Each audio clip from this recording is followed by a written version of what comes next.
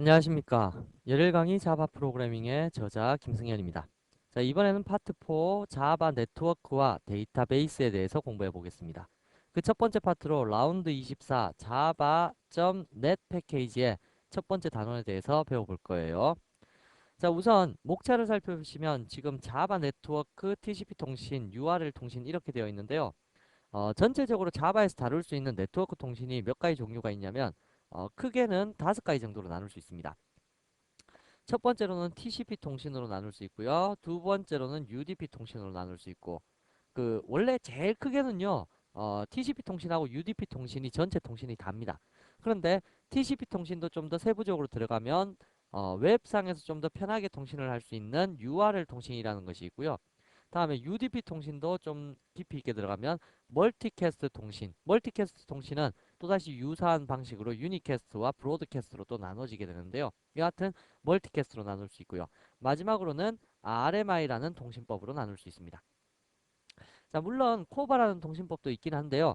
코바라는 통신법은 자바 대 비자바의 통신이기 때문에 일단 이 단원에서는 다루지 않을 겁니다. 그래서 우리가 여기 24단원과 25단원에서 다루게 될 내용이 24단원에서는 TCP와 URL 통신을 다뤄볼 거고요. 다음에 25단원에서는 UDP 통신과 멀티캐스트 통신. 멀티캐스트를 배워보시게 되면 뭐 UDP 이 자체가 유니캐스트의 개념을 가지고 있는데요. 유니캐스트와 브로드캐스트 그리고 멀티캐스트를 다 구분해서 설명을 드리도록 할 겁니다. 마지막으로 있는 RMI 통신은요. 2001년도 2000년대 초반에 아주 성행했던 통신법 중에 하나인데 리모트 메소드 인보케이션이라고 해서 여러분들 자이라는 아파트 아시죠? 그죠? 자이 원격적으로 뭐 휴대폰 가지고 뭐 누르니까 뭐 가스레인지 꺼지고 이러한 식으로 원격 지역에 있는 어떠한 내용들을 수행할 수 있는 그래서 리모트 원격 지역의 메소드는 우리 함수 메소드 아시죠? 행위를 담당하는 영역 그 메소드를 인보케이션 실행할 수 있는 형태의 통신법이다 라고 해서 요 5가지 형태의 통신법을 여러분께서 다루시게 될 겁니다. 자, 그 첫 번째로 여러분들이 우선 자바의 네트워크라는 개념부터 먼저 아셔야 되니까 우선 첫 번째 자바 네트워크부터 한번 공부해 보도록 합시다.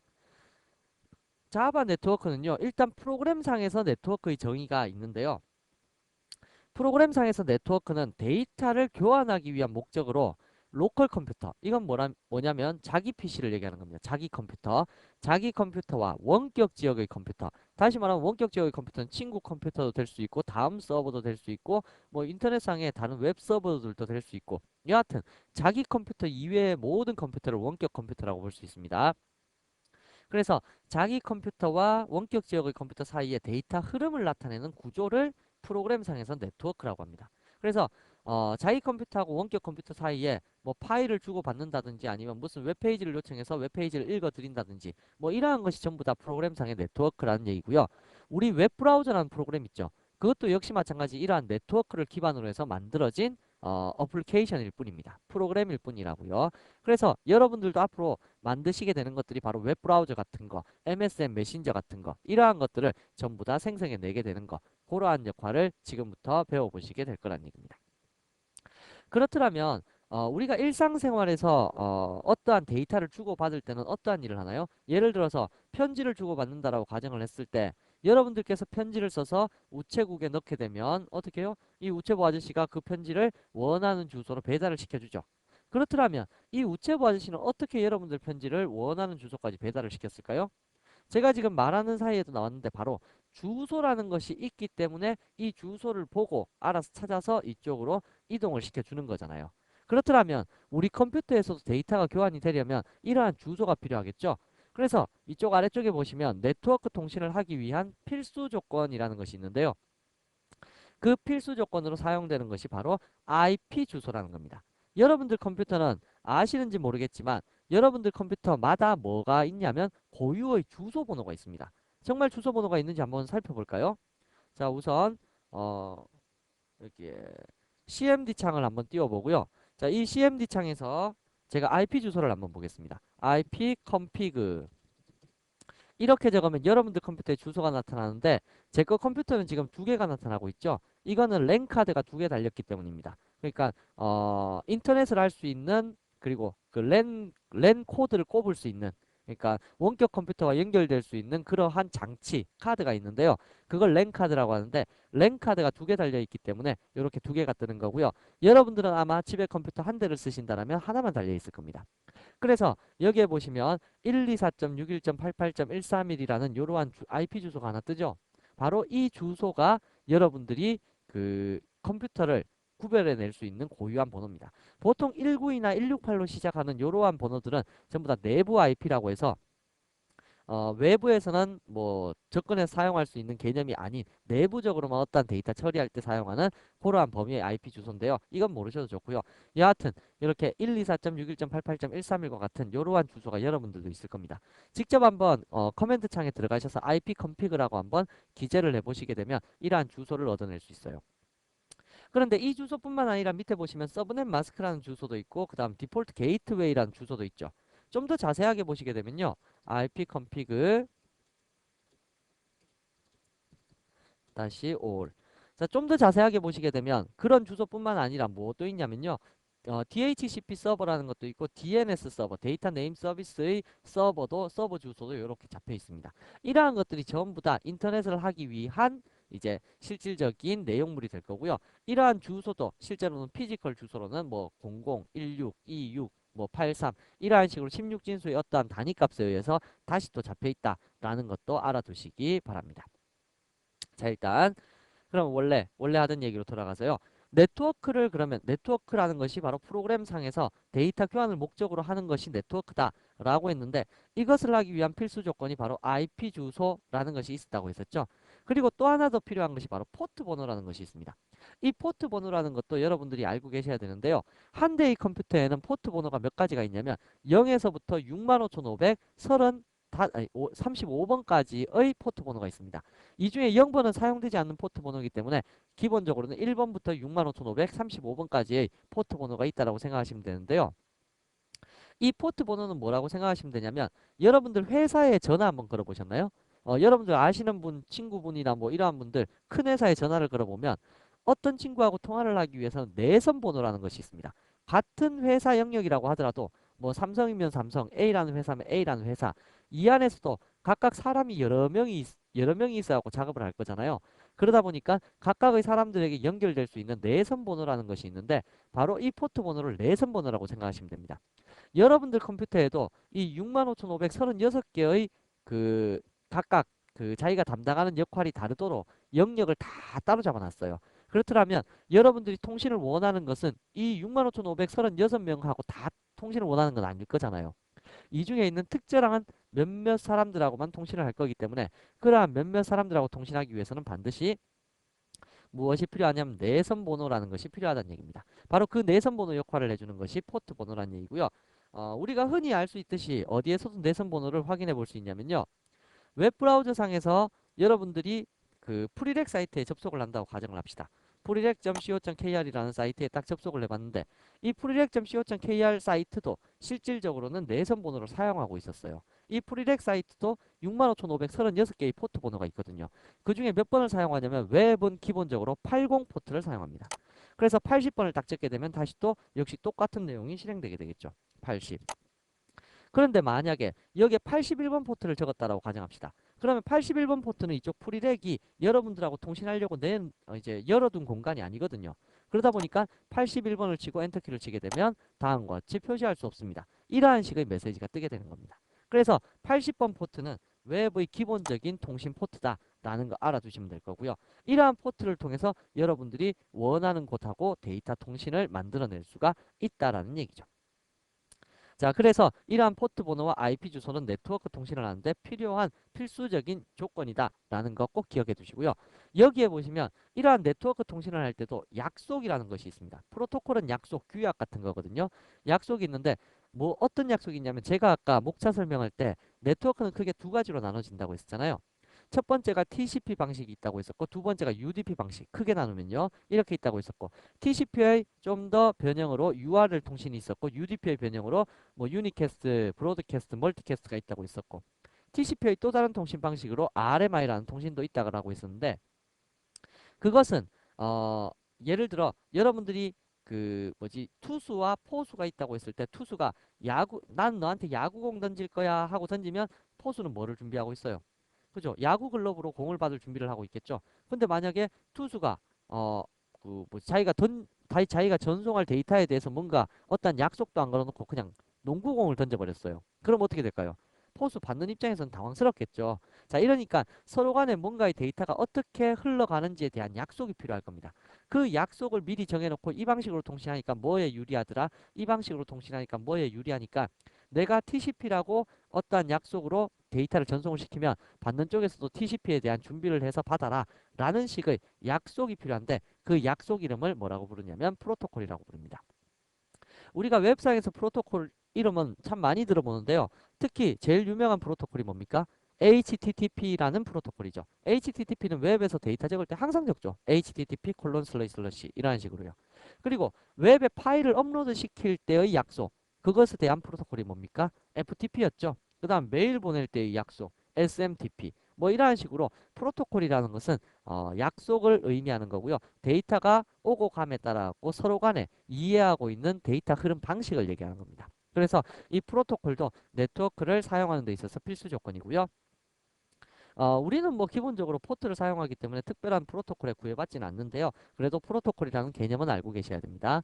다음, 기타로 또 필요한 것들이 있는데 첫 번째 나와 있는 아까 우리가 IP 컨피그에서 살펴봤었던 서브넷 마스크라는 것이 있었고요. 또 DNS가 있었고 또 게이트웨이라는 놈도 있었습니다. 자, 이러한 놈들은 각각 뭐냐면요.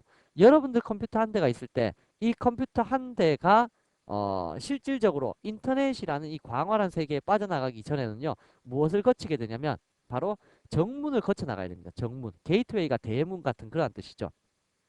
다시 말하면 옛날 그 뭐지 조선시대 한번 생각해 보세요.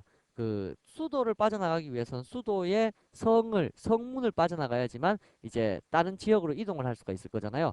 바로 그러하다시피 여러분들 컴퓨터도 항상 어떠한 성 안에 갇혀 있는 개념입니다. 그래서 이게 바로 지역인데요. 특정 지역 속에 갇혀 있다가 거기를 탈출하려고 할 때는 바로 이 게이트웨이라는 이 정문을 통과해야 되는데 만약에 이게 동쪽에 있는지 뭐 북쪽에 있는지 서쪽에 있는지 남쪽에 있는지 모른다라면 힘들겠죠. 그래서 이 게이트웨이 그 정문의 IP 주소 그러니까 주소도 반드시 기재를 해줘야지 네트워크 통신이 가능하다라는 거고요. 다음에 DNS라는 것은 데이터 네임 서비스라고 해왔고요. 여러분들이 그 인터넷상에서 넷이라고 이렇게는 주소를 쳐봤지만 그 뭐지 뭐 여기 위에 보이는 IP 주소처럼 2.1.123.0.1 이러한 식으로는 안 쳐봤죠. 예를 들어서 무슨 얘기냐면요. 잠깐만요. 오늘 프로젝트 미리 만들고요. 데이 데이 024인가요? 24. 자, 24번 프로젝트에서 제가 일단 다음 사이트 유명하니까 일단 다음 사이트 한번 해볼까요? 네, 01 프리렉 사이트로 한번 해볼까요? 자, 임포트 java.io. 모든 것 임포트 java.net 모든 것. 이 잠시 후에 여러분들이 배우셔야 될 내용들이긴 한데요. 일단 요거 기본적인 형태를 이해하기 위해서 요거 한번 적어 보도록 할게요.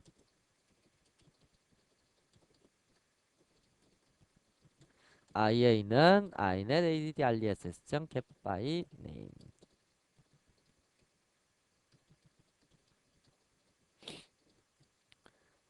그러면 system.out.println ia.get host address 주소 한번 볼까요? 자, 프리렉 사이트의 주소 한번 봅시다. 자, 이건 잠시 후에 배우실 거니까 일단은 그냥 놔두시고요. 요거군요. 자, 그러면 여러분들께서 만약에 인터넷상에서요, 인터넷상에서 프리렉.co.kr 이러한 식으로 치게 되면 프리렉 사이트에 이렇게 들어오게 되죠. 근데 여러분들이 이러한 이름 가지고 프리렉 사이트에 접속하지 방금 전에 보신 주소 211.171.202.47 이러한 식으로 프리렉 사이트에 접속하지는 않잖아요. 프리렉은 이건 저걸 막아놨네요. IP 주소로 접속하는 걸 막아놨군요. 그러면 다음 점 넷으로 하죠. 아이고. 나아져서 다시 한번 보면 자, 그러면 다시 한번 얘기를 해보면 우리가 따따따점 다음 점 넷에 접속할 때 요렇게 요러한 글자로 되어 있는 도메인 네임으로 접속을 하지 뭐 IP 주소 요러한 식으로 이렇게 접속을 하진 않잖아요. 다음 사이트에서 방금 전에 제가 요렇게 IP 주소를 적고 엔터키를 치니까 다시 또 다음 사이트로 요렇게 바뀌어 버리죠.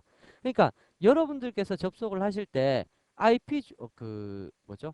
IP 주소로 접속을 하지 않고 도메인 네임 가지고 접속을 하잖아요. 그럼 컴퓨터는 무엇을 알고 있어야 되냐면 이러한 도메인 네임이 방금 전에 제가 적었던 그 IP다 라는 것을 알려주는 역할을 해줘야 되는데 그 역할을 해줄 수 있는 서비스를 해줄 수 있는 서버가 있어요. 그 서버의 주소가 바로 DNS에 기재되는 겁니다. 그래서 조금 전에 여러분들께서 여기 ipconfig-all 해서 내용을 보셨을 때 DNS 서버스 그러니까 도메인 네임 서비스를 담당하는 서버들이 뭐냐라고 해서 어떤 IP들이 이렇게 나타날 겁니다. 요게 잡혀 있지 않으면 뭐가 되냐면요. 바로 여러분들이 웹브라우저에서 따뜻한 다음 점 넷을 이용을 할 수 없다는 얘기입니다. 무조건 아까처럼 뭐 211점 뭐점 해서 IP 주소를 직접 적어야지 그러한 도메인 네임 가지고는 활용을 못 한다는 얘기죠. 바로 그것을 우리 편안하게 해주게 하기 위해서 나타나 있는 이제 그 서버가 이제 서버의 주소가 바로 DNS다라는 요 개념 알고 계셔야 됩니다. 다음 서브넷 마스크 같은 경우에는요 조금 이해하기가 난해하실 텐데요. 이거는 같은 동네 사람이냐 아니냐 그걸 구별하는 겁니다. 예를 들어서 요거 지저분하니까 조금 지우고요. 예를 들어 갖고 여러분들께서 어떤 회사에서 작업을 한다 치면 여러분들 자리에도 컴퓨터가 있고 옆자리에도 컴퓨터가 있고 옆자리에도 컴퓨터가 있을 거잖아요. 그런데 이 사람은 그리고 여기에 물론 라우터도 있을 것이고 라우터를 거쳐서 게이트웨이도 있을 것이고 게이트웨이를 빠져나가면 여기가 인터넷 세상이 될 것이고 인터넷 세상 어딘가에는 또다시 게이트웨이가 연결되어 있을 것이고 그 안에 라우터가 있을 것이고 다른 직장이 있을 겁니다. 다른 직장에 사람 1명, 2명, 3명 자, 요렇게 연결이 되어 있을 건데 여러분들 컴퓨터가 여기에서 요 부분이 여러분들 컴퓨터라고 치자고요. 그러면 여러분들 컴퓨터에서 만약에 이 사람한테 편지를 주겠다라고 하면 여기서 이 사람의 IP 주소를 알아갖고 이 사람한테 메일을 보내면 쫙 해서 메일이 아니라 뭐 어떤 메시지 데이터를 네트워크로 보내면 이렇게 도착하게 될 겁니다. 그런데 만약 그 여러분들이 바로 옆자리에 있는 친구한테 어떠한 데이터를 전송시키고자 한다 라고 하면 이 데이터가 반드시 어떠한 일을 거치게 되냐면요. 라우터를 거쳐서 게이트웨이를 거쳐서 인터넷에서 다시 돌아서 자기 자리로 돌아와갖고 이쪽으로 이렇게 오게 됩니다. 다시 말하면 우리가 서브넷 마스크의 역할이 없다라면요. 항상 데이터는 어디까지 빠져나가게 되냐면 인터넷까지 빠져나갔다가 다시금 자기로 오든지 아니면 빠져나갔다가 친구한테 가든지 이러한 식으로 된다는 얘기입니다. 그러다 보니까 너무 이거 비효율적이죠. 그래서 무엇을 생각하게 되냐면 얘가 지금 같은 게이트웨이 안쪽에 있는 동네 사람이냐 아니냐 이것을 구분할 수 있는 방법이 필요했다는 얘기죠. 그 방법으로서 사용되는 것이 바로 서브넷 마스크라는 겁니다. 그래서 여러분들 IP 주소하고 서브넷 마스크하고 엔드 연산이죠. 엔드 연산을 시켜갖고 나오는 값이 동일하게 되면 바로 동네 사람이기 때문에 인터넷 세상까지 안 나가버립니다. 바로 게이트웨이에서 스위칭 방식에 의해서 라우터나 게이트웨이에서 스위치 되어버려갖고 인터넷으로 안 나오고 다시 되돌아오게 되는데요. 개념은 조금 난해하시겠지만 일단 서브넷 마스크가 있으면 부하가 적게 걸린다. 인터넷까지 안 나가고도 처리될 데이터는 인터넷까지 안 나간다. 뭐 그 정도만 생각을 해두셔도 괜찮을 것 같네요. 그래서 이러한 것이 바로 자바 네트워크를 공부함에 있어서 필요한 내용들이니까 요거 잘 기억해 두시고요. 그래서 결론은 뭐냐면 프로그램에서의 네트워크 정의는 데이터를 교환하겠다. 누구랑 누구랑요? 로컬 PC랑 원격 PC랑 데이터를 한번 교환해 보겠다. 라는 것이 얘의 목적이라고요. 그 프로그램상에서의 네트워크의 목적이라고요. 그리고 이러한 네트워크를 수행함에 있어서 가장 필요한 필수 조건은 IP 주소. 이게 반드시 필요하고요. 고유한 주소죠. 두 번째로는 포트 번호. 그리고 세 번째로는 프로토콜 약속 같은 것도 필요할 거고요. 그 외에 뭐 기타적으로 서브넷 마스크, DNS, 게이트웨이 등과 같은 이러한 주소가 필요합니다.